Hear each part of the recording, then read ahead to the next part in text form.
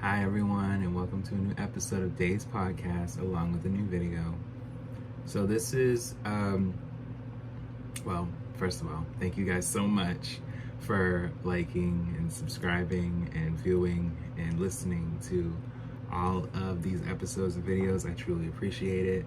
Of course, like and subscribe for more exclusive content and content as a whole. There will be more Patreon videos. There's already 2, so check them out if anything.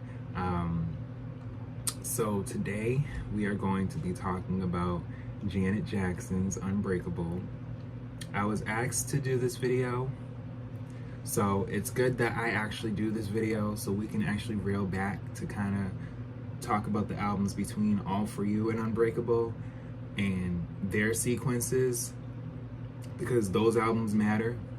I'm noticing like people don't talk about Demeter Joe to Discipline. Those albums matter. So we will talk about them as well. And I'm also going to talk about her first 2 albums, which are Dream Street, along with the first one being self-titled, the original self-titled, which is Janet Jackson. So I'll be talking about all those albums as we go on. So let's talk about it. So Unbreakable is the 11th studio album by American singer Janet Jackson. It was released October 2nd, 2015, and is the first album released under her independent label Rhythm Nation with BMG Rights Management through a partnership with the singer. So this is her first independent release. A lot of people now are doing things independently because why not? They want to be able to have an understanding of where their money is and where it's going and how they promote themselves, how they market themselves. They want to have full control. Why not? Who wouldn't want that? And Miss Jackson, I think she deserves it for all that she's been able to do thus far. The album was recorded between 2013 and 2015. So, you know, in the midst of her having her marriage that she had and was, you know, not really in the spotlight. We was getting content and songs that we didn't think we were going to get. And so Jackson had parted ways with Island Records in 2008 due to dissatisfaction over the company's lack of promotion for her 10th album, Discipline. The singer began recording new material with producer Rodney Jerkins, the following year, but eventually abandoned the project. She became busy with film roles and embarked on a worldwide concert tour, and in 2013 announced her 3rd marriage to Qatari businessman Wasim Aymana. 2 years later, in May 2015, Jackson announced that she would embark on the Unbreakable World Tour and release Unbreakable. And I can remember when the album was releasing, there was promotion, whether it was posters and commercials promoting the album. So it was a big deal. She was back. We haven't seen or heard from her from 2008, 2009, even 2010 to 2011 when she's doing movies, as opposed to coming back completely in 2015. Jackson reunited with songwriting and production duo Jimmy Jam and Terry Lewis, their last collaboration being on her 9th studio album, 20YO, 2006. So she hasn't worked with like her dream team since her 9th album, which was 20YO, and that's a slept on album. There's a few bops in there that didn't get promoted enough, of course, or even just they were just slept on, period. Y'all just slept on them. Additional songwriting and production was provided by Dem Joints, Tommy McClendon, and Thomas Lumpkins. Featured artists include rapper J. Cole and Missy Elliott. Unbreakable's theme reflects various experiences over the course of Jackson's life, including aspects of her childhood and the death of her brother, Michael. In addition to socially conscious messages prevalent in her 1989 Rhythm Nation 1814. Its lead single, No Sleep, became her 40th entry in the Billboard US Hot 100. peaking at number 63, as well as her most successful entry on the U.S. adult R&B charts, topping the chart for 12 non-consecutive weeks. So, despite, not being able to like go into like the top 10 like that with No Sleep, even though it may have, in the adult R&B songs chart, she was going number 1. People were just loving like No Sleep when it's just sensual, where's my wine, maybe even smoke a little bit, people was loving No Sleep, still do. The album debuted at number 1 on the Billboard 200, becoming Jackson's 7th album to top the chart in the US. This made her the 3rd act in history of the chart to have a number 1 album in each of the last 4 decades. It also peaked within the top 40 of the most major music markets. It received mostly positive reviews from music critics, with some commenting that it reflected her maturation. Unbreakable was named by several publications as one of the best albums released in 2015. As of April 2016, the album has sold over 253,000 copies in the US.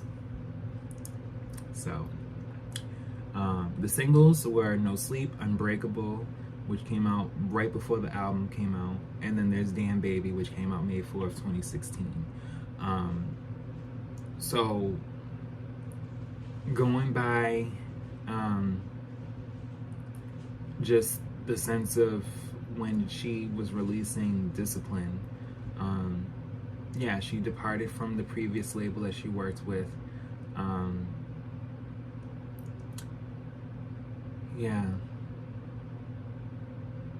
But she suffered the unexpected death of her brother.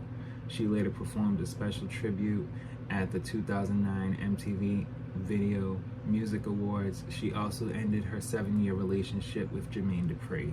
See, when things went left that year in 2009, 15 years ago, Janet was like, I need to finish whatever projects I need to do that are for movies, do them, even put out a compilation album. I need to just release things because my brother is gone. I don't want to have to worry about too much right now. I need to understand where my life is and why this happened.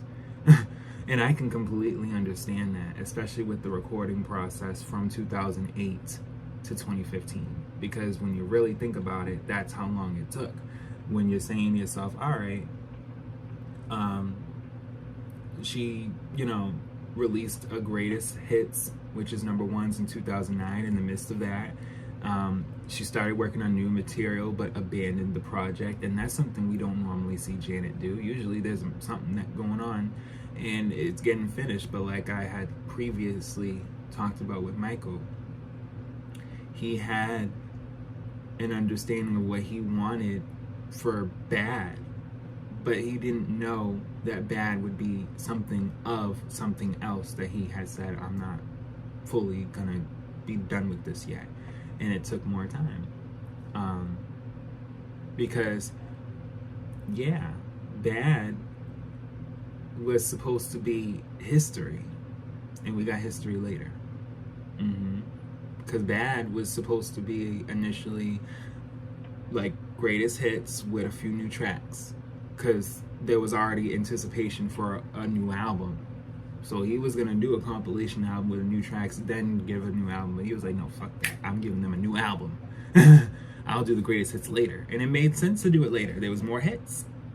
So here, she's following her brother's footsteps. It's been from 2009 to 1994, about 15 years or so. I had came out with Design of a Decade, but there's more hits since then. So why not? And, although she began, like I said, working on new material, she didn't, continue with it until later. Icon number 1s came out as,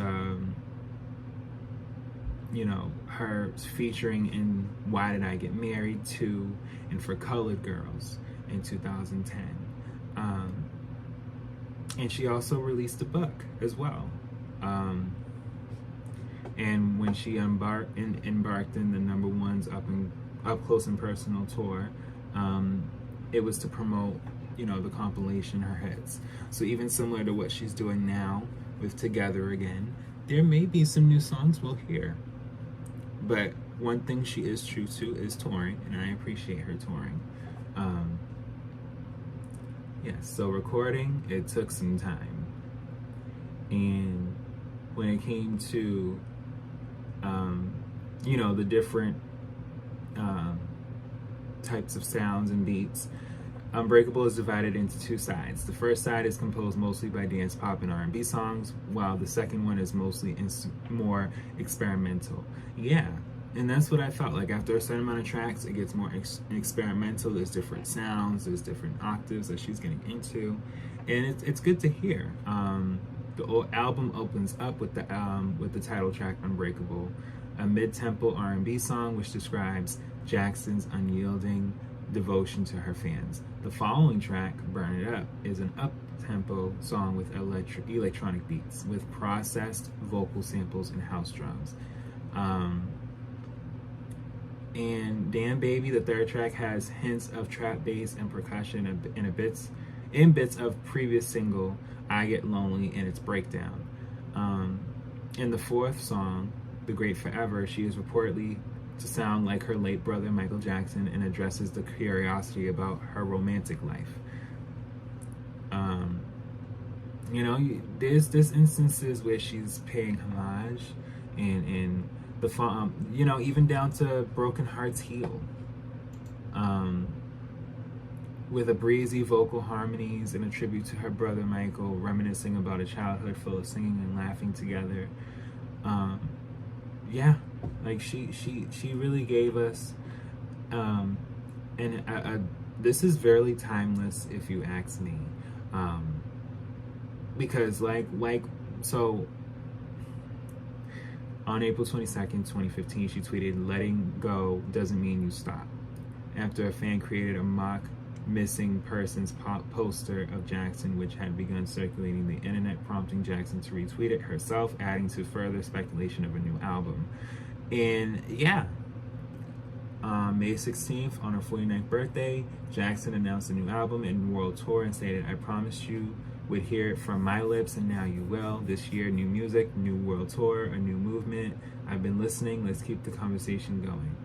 And it really felt good to have that connection and still have that connection with her, where she's just letting us know, like, when I release and when I do things, you guys will know. It's not going to be in the sense of, oh, you know, someone else is going to, you know, speak for me, and like, I will let you guys know myself. Yes, she promoted the album through social media, frequently using the hashtag Conversations in a Cafe, as well as taglines, "I've been listening and let's keep the conversation going." To further promote the album, Jackson embarked on the Unbreakable tour in August 2015. Pre-sale tickets were made available exclusively to American Express and Citibank card holders prior to general admission tickets going on sale on June 22nd, 2015. Jackson's forthcoming album was also made available for pre-order, along with vinyl copies of the album's lead single, No Sleep. On September 19th, Jackson was set to perform at the iHeart Radio Music Festival at the MGM Grand Garden Arena. However, on September 18th, her rep confirmed she had withdrawn from the festival. Due to Jackson's pregnancy, the Unbreakable tour resulted in postponement until September 2017. Rebranded the State of the World tour with a new set list and costumes. And so I went to that tour and I enjoyed that tour. I actually went in Philly and I had a great time, and it was the first tour, I gotta say, I've ever been to. I never really went to tours like that. So I got to see The Weeknd, you know, I got to see Beyonce, but Janet, that was my first real tour I've ever been to. And I got to see her twice, not just 2017, November 2017, but just last year, May 23rd, May 2023. So experiencing both tours. They're unique and they're different in their own way, and she wanted to be with her fans, as she should. And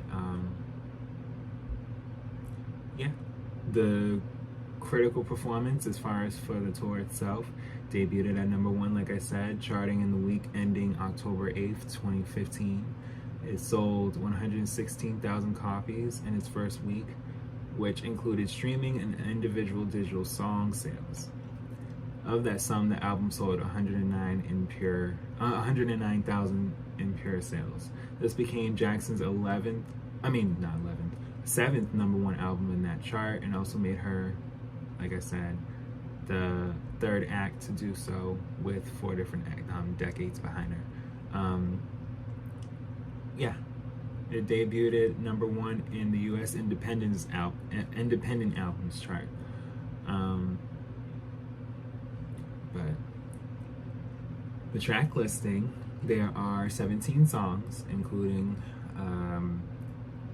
the bonus track with J. Cole, with there being a remix, even though he's already on track 9.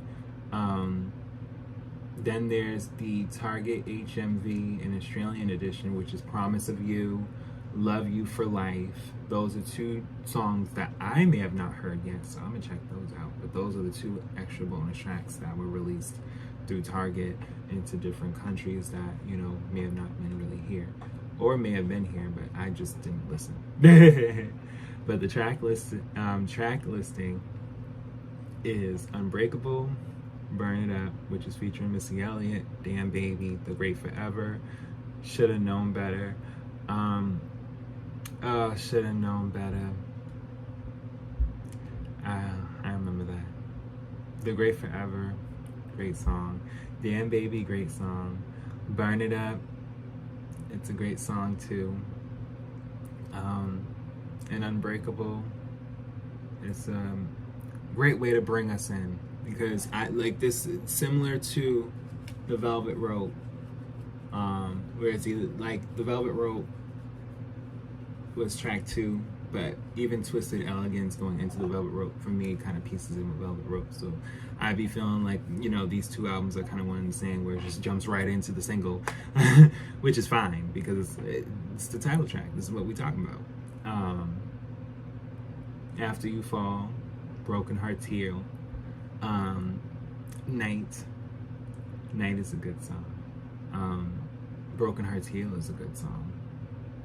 After You Fall is a good song. No Sleep featuring J. Cole, that's track 9. Track 10 is Dream Maker, Euphoria.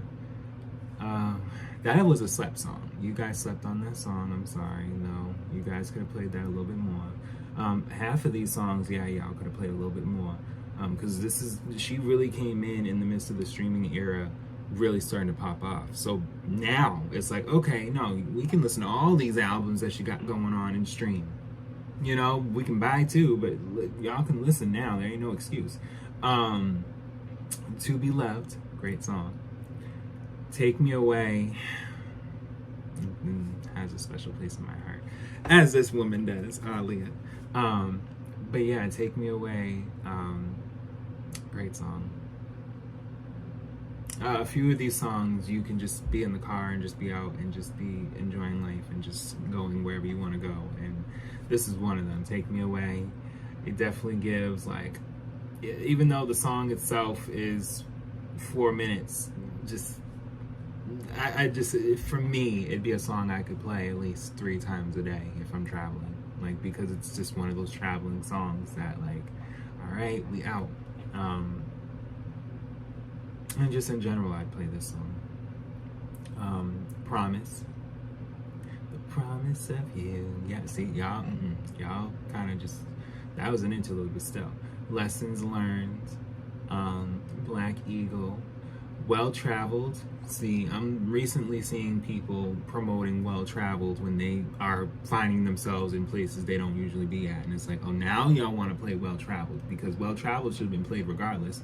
When you're on a really long trip, shift at work, you can play Well Traveled too, because you going back and forth there, getting them 8+ hours in weekly.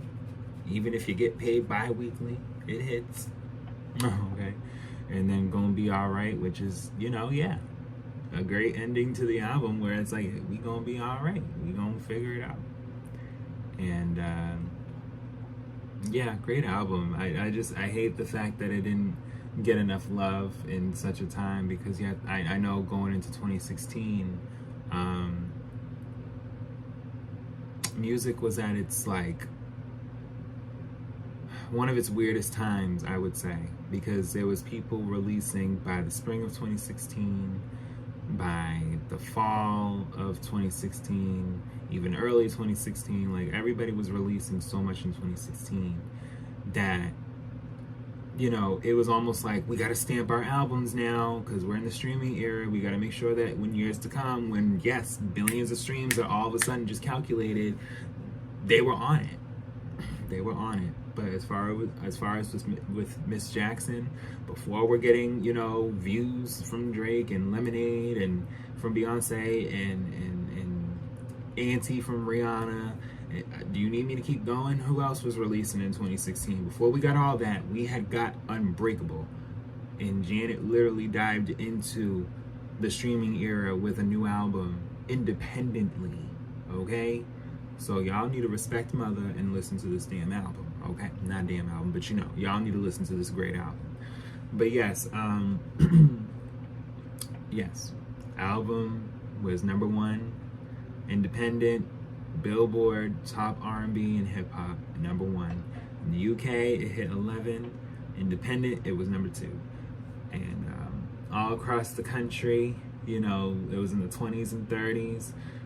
Because, like I said, she dives right in independently, so promotion and other countries were kind of like, okay, this is an album from Janet. It's not, Canadian albums, it went #1.